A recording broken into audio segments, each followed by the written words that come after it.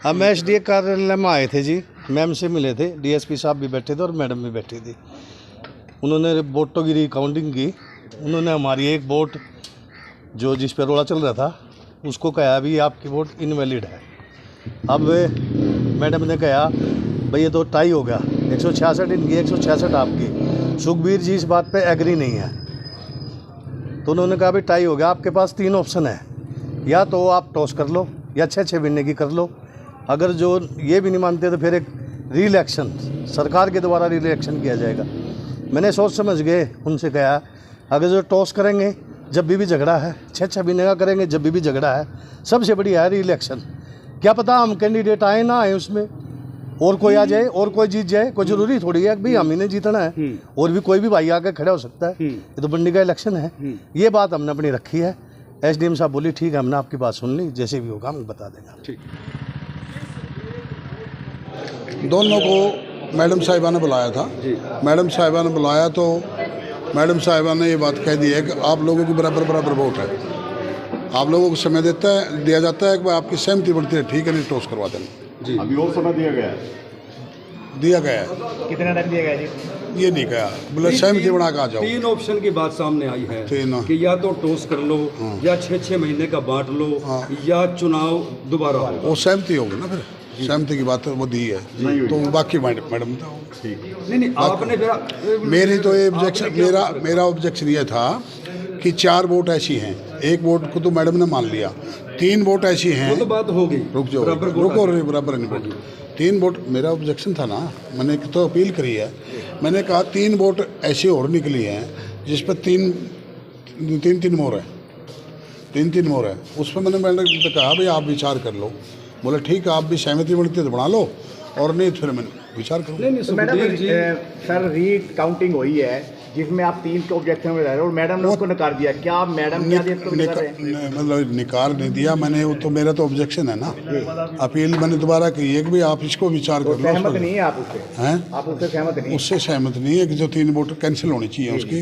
दूसरा जैसे मैडम चाहेगी तो मान्य होगा। नहीं अब तो ये हो गया, अब मैडम का फैसला ही आया कि आप दोनों को बराबर जो मैडम का फैसला आएगा वो तो करेंगे यार, उसमें तो कोई बात ही नहीं है। कोर्ट का फैसला मान्य होगा, प्रशासन का फैसला मान्य होगा।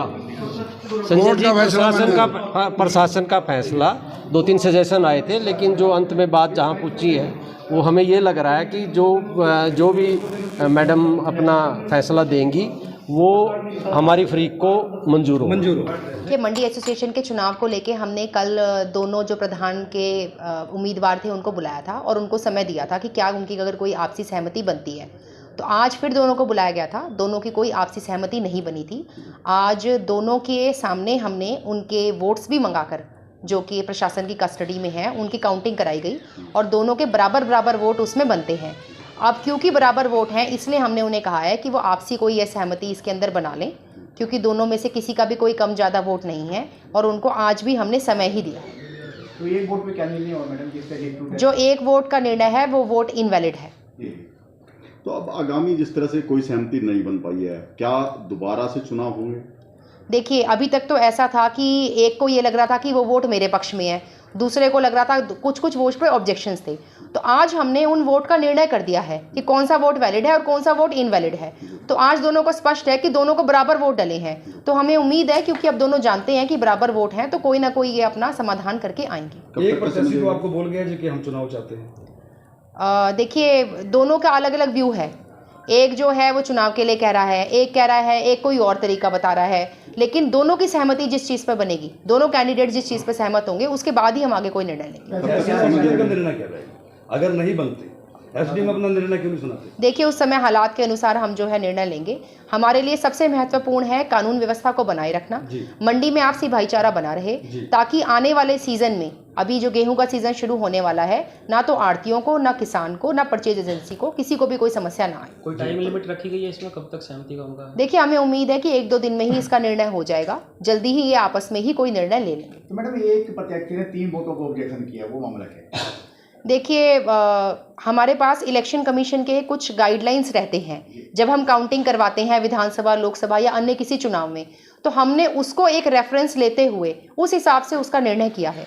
चूँकि ये जो मंडी प्रधान का चुनाव था, ये कोई ऑफिशियल चुनाव नहीं होता, ये इनका व्यक्तिगत चुनाव रहता है, इसका कोई रूल बुक या कोई कुछ ऐसा तो नहीं है, परंतु हमने तो जो नियम रहते हैं उस नियम के हिसाब से हमने उनका निर्णय किया। तो मैडम नहीं चाहिए प्रशासन को जल्दी कर लीजिए, जिस प्रकार से तनाव बढ़ रहा है। देखिए, मुझे लगता है ज़्यादा जल्दबाजी करने से जो है तनाव और बढ़ेगा।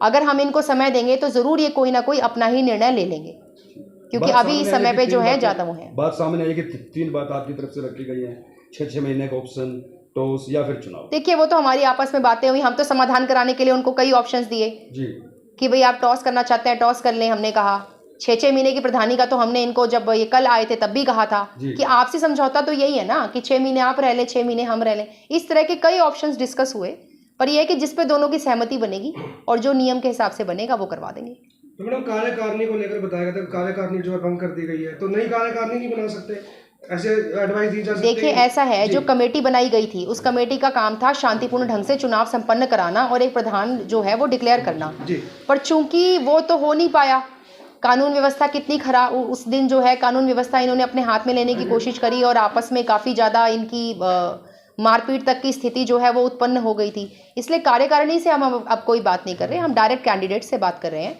और बैलेट्स जो हमने काउंट करवाए हैं उनके सामने हमने न्यूट्रली 2 लोगों को बुला के उनके सामने काउंट करवाए हैं। नमस्कार आप सभी को, हाल हरियाणा में आपका एक बार फिर से स्वागत है। मैं हूं आपके साथ पीयूष गुंबर।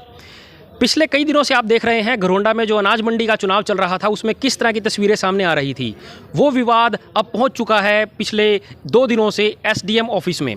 एसडीएम के सामने सारी बातें रखी गई। आप सब जानते हैं सहमति नहीं बन पाई थी, आज का समय दिया गया था।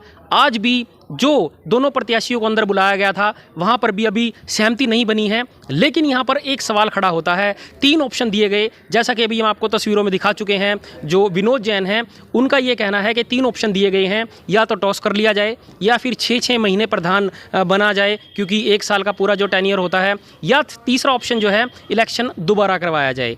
अब यहाँ पर जो हमारा अपना मानना है, जो इलेक्शन वाला पार्ट है वो ऑप्शन में आई थिंक होना ही नहीं चाहिए। ऑप्शन 2 होने चाहिए थे, या तो टॉस या फिर जो है 6 महीने का। अदरवाइज फिर ये ऑटोमेटिकली है, डिफ़ॉल्ट है, अगर इन दोनों पर सहमति नहीं बनती तो इलेक्शन होना चाहिए। लेकिन अब ये क्योंकि इसको भी ऑप्शन में रखा है तो इसलिए अब जो दूसरा खेमा है सुखबीर संधू जो है उनका मानना यह है कि इलेक्शन नहीं होना चाहिए दोबारा, वो इस पर सहमत नहीं है। उनका अभी भी यही कहना है कि जो 2-3 और डिस्प्यूटेड वोट्स थी उनके अकॉर्डिंग वो विनर हैं। लेकिन विनोद जैन यहाँ पर ये कह कर गए हैं कि वो इलेक्शन में ही जाना चाहते हैं, ना तो वो टॉस पर मानते हैं और ना ही वो 6 महीने पर मानते हैं। उनका कहना यह है कि इस पर भी कहीं ना कहीं जो है जो दोबारा जो है गर्मा गर्मी हो सकती है, असहमति बन सकती है।